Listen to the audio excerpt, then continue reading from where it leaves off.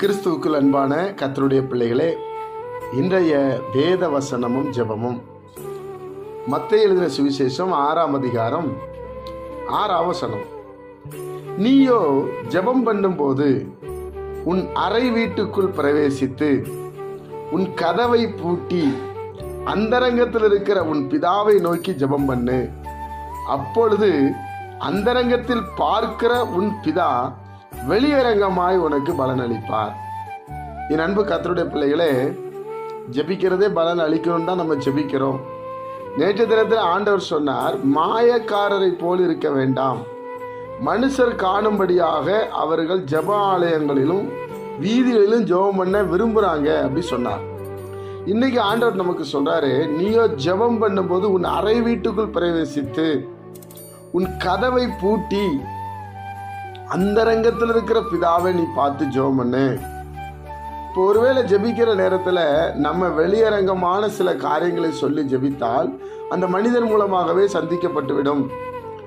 அப்போ நம்ம என்ன நினைப்போம்னு சொன்னால், இவங்க முன்னாடி இந்த மாதிரி காரியங்களை சொன்னால் இதெல்லாம் நடந்துரும் அப்படின்னு கூட நம்ம ஜெபிக்கலாம் இல்லையா? அதைத்தான் இங்கே வேதத்தில் நம்ம பார்க்க முடிகிறது. அதனால ஆண்டவர் என்ன சொல்றாருன்னா, உனக்கு எது தந்தாலும் அந்தரங்கத்தில் இருக்கிற பிதாவை நோக்கி பாரு. அப்ப அந்தரங்கத்தில் இருக்கிற பிதா மனிதன் மூலமாக தான் உனக்கு உதவி செய்வார். நீ கேட்கிற ஜெபத்துக்கு பதில் தருவார். ஆனா நம்மளுடைய நன்றிகள் எல்லாம் கர்த்தருக்கு இருக்கும், மனிதனுக்கு இருக்காது. கர்த்தருடைய பிள்ளைகள் நன்றாக நாம் அறிந்து கொள்ள வேண்டும்.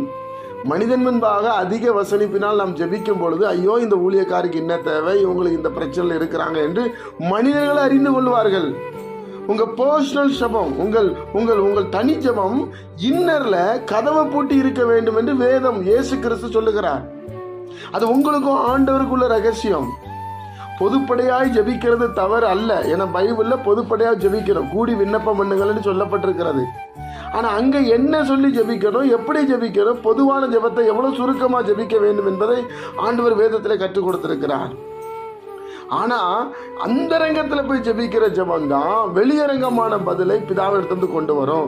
அப்படி கொண்டு வரும்போது நாம் பிதாவையும் குமாரனையும் பரிசுத்த ஆவியையும் மகிமைப்படுத்துவோம், மனுஷனை மகிமைப்படுத்த மாட்டோம். நீங்க நின்று சொல்றீங்க, இப்ப நீங்க ஜெபம் பண்ண போறீங்க, அப்ப உங்களுக்கு என்ன தேவை என்பதை நாங்கள் அறிந்து கொள்வோம் இல்லையா? அப்பொழுது இந்த ஊழியக்காருக்கு என்ன தேவை இருக்குது, இந்த அக்காவுக்கு என்ன தேவை இருக்குது, இந்த அண்ணனுக்கு என்ன தேவை இருக்குது. அப்போ தேவனிடத்தில் அந்த ஜெபம் போகாம நம்மளுடைய எண்ணத்திலே தோண்டி முடிந்து விடுகிறது. அதனாலதான் உனக்கு பலன் வந்துருச்சுன்றாரு. ஆனா நீங்க யாருக்கும் தெரியாம இன்னர்ல போய் ஜெபிச்சீங்கன்னா பிதாவுக்கு மட்டும்தான் தெரியும். பிதாவாகிய தேவன் மனிதர் மூலமாக தான் உதவி செய்வார். அப்பொழுது ஆனால் நீங்கள் மனிதனை கனப்படுத்த மாட்டீர்கள், தேவனை வணங்குவீர்கள். அதைத்தான் இந்த அர்த்தம். வெளியரங்கமாய் பார்க்கிற என் அன்பு கர்த்தருடைய பிள்ளைகளே, உனக்கு பலன் அளிப்பார். ஜெபிப்போமா? பரிசுத்த பிதாவே, உம்முடைய குமாரன் இயேசு கிறிஸ்துவின் நாமத்தில் நாங்கள் வருகிறோப்பா. எங்க ஜெபம் எங்களுக்கு என்ன தேவை என்பதை இன்னர்ல போய் ஜெபிக்க எங்களுக்கு உதவி செய்யும். இது ஒரு தனிப்பட்ட மனிதனுடைய ஜெபம் ஆண்டவரே, தனிப்பட்ட காரியங்களின் ஜெபம் ஆண்டவரே. இயேசுவே, நாங்க உங்ககிட்ட மட்டும்தான் எங்க தேவையை சொல்லணுமாப்பா. பிதாவாகிய தேவன்கிட்ட தான் நாங்கள் சொல்லணும். அதுதான் எங்களுக்கு கற்றுக் கொடுக்குறீங்க. வீண் வார்த்தைகள் அளப்பாம கர்த்தருடைய நாமத்தினால ஜெபிக்க எங்களுக்கு கிருபை செய்யுமப்பா.